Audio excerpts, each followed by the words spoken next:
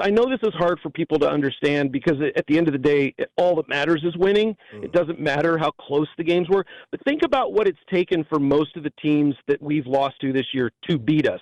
Think about what had to happen in Dallas for the Cowboys to win. We had to have those horrible calls. That's not true. We had true. to have both of our tackles are out of the game. Patrick Mahomes is slinging the ball, never giving up. Think about all the things that the Cowboys had to have go their way and not our way for them to beat us.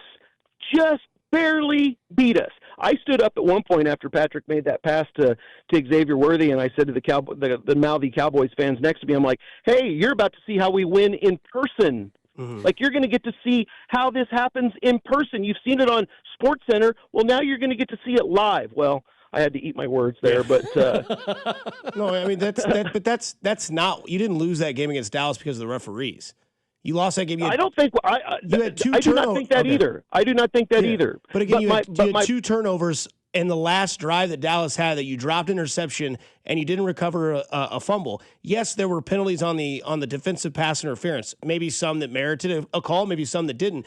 But that was a wide receiver, probably the third best wide receiver in football, cooking your best defensive quarterback in Trent McDuffie. And then you can go back and look at the Jacksonville game. They dropped an interception there. They let Trevor Lawrence beat them with a run where Chris Jones watched him walk into the end zone. This is not the same team that's been to 5 Super Bowls. Well, but do you attribute any of it to the fact that we've played more football than anyone else in the last 5 years? No, see, I do. That's where Dusty and I differ. I do, because I just remember all these guys, especially with the Royals in 14 and 15, talking about the exhaustion. And a lot of the guys on the Chiefs talking about that exhaustion. I do buy into that. I do think it is a team that looks kind of slow and tired right now. I agree with that, and you know, we are losing some players. Obviously, I mean, look at Travis's numbers this year. As you can say, he slowed down on the field, but his production when he's pretty good. Yes, he's dropped some passes, and maybe he's not in the right places at sometimes. But I just look at people that are so upset with Coach, and somebody was just saying, like, Andy Reid doesn't own the team. You don't think Andy Reid knows that? I mean, for the fact that you think that Clark isn't involved in every decision and telling Brett what he can and can't do, I mean, I don't think whoever said that has a clear understanding of how it works. Like, you're contradicting yourself because you're saying Andy runs the team, yet miraculously Andy doesn't have all these players that you want him to have. Well, how do you get all these players you want him to have? You spend money.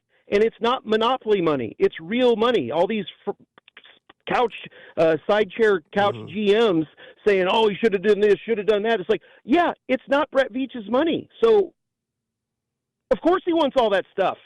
Yeah, but it was me that said that, because Andy runs everything. He does. He run, according to what Bob had said earlier, is that Brett Veach drafts the players that Andy Reid wants. They call the plays that Andy Reid wants. And I don't think that Clark Hunt is involved in every single decision. I think he is the guy that says, if you need something, let me know. And I think at this point, we are seeing a regression where teams have caught up to this Kansas City Chiefs team. And Eric, I'm not discrediting what is in the past, but I don't want this team to fall into a lull and they never get back. And the way that you stay ahead of the current is you stay ahead of everybody else. And there is no doubt in my mind that this year, that what I'm watching in the football field and what I'm watching from production, teams have caught up to what the Chiefs have done, and it is all Andy Reid. That's the best thing you've said, is don't forget that everyone that lines up on the other side of the field of us, they're also professional football players, and they've also geared up to beat us, because we have been the target. And they're real good players, real good players. And, you know, what I'm blown away with, and I think everyone agrees with this, is how good you have to be a second stringer in the NFL. How players can step in and be great. Look at what Buffalo did with all their second stringers when we played them. Like, we thought we were going to go in there and have a little bit of way with them because they were so down in injury. These guys step up and, you know, handle us.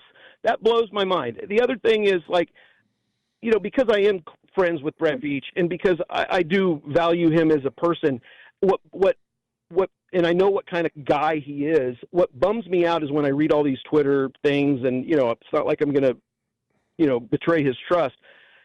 You don't know what's going on. There's what I've learned by being close with him is there's always another side of the story. There's always, why didn't you draft or why didn't you trade for Breece Hall? oh, we didn't want him. Like, do people really think that? Or do you think there might be something that we don't know going on?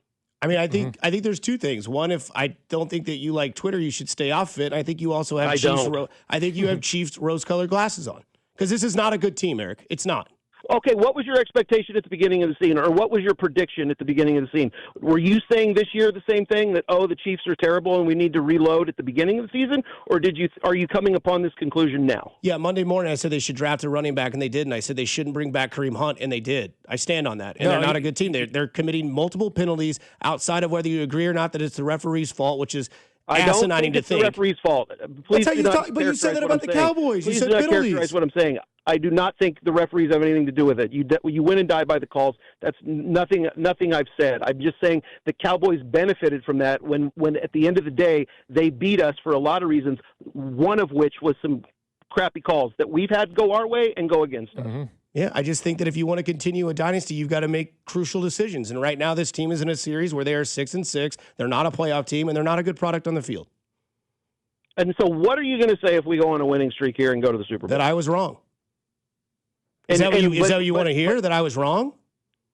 No, I just want to know because you're like a prognosticator at this point. You're saying you're predicting the future. You predicted that we were going to be 6-6 at the beginning of the season. Is that what you're saying, or that's not what I'm saying? We were going to be a good team. No, I'm saying I said at the beginning of the year they had a chance to be a good team, but they had issues that they didn't address. They paid players that I don't think they should have paid, like Karlaftis. I don't think they should have paid him that sort of money. I don't think they should have given Nick Bolton that money. That's on the Odyssey podcast. If you want to go back and find it, we can get you the date. And I think that if you want to keep this team as a dangerous team, you've got to keep up with the times. And they banked that they could continue to run it back, and they're clearly not able to do that. Yeah, and I don't disagree with a lot of what you just said, but they made those decisions not knowing what the outcome is going to be, which, again, everyone has to do, right? You have to make your decisions, and then hopefully they work out, and sometimes they don't. But my point is you can't know what the outcome is going to be. You have to make decisions.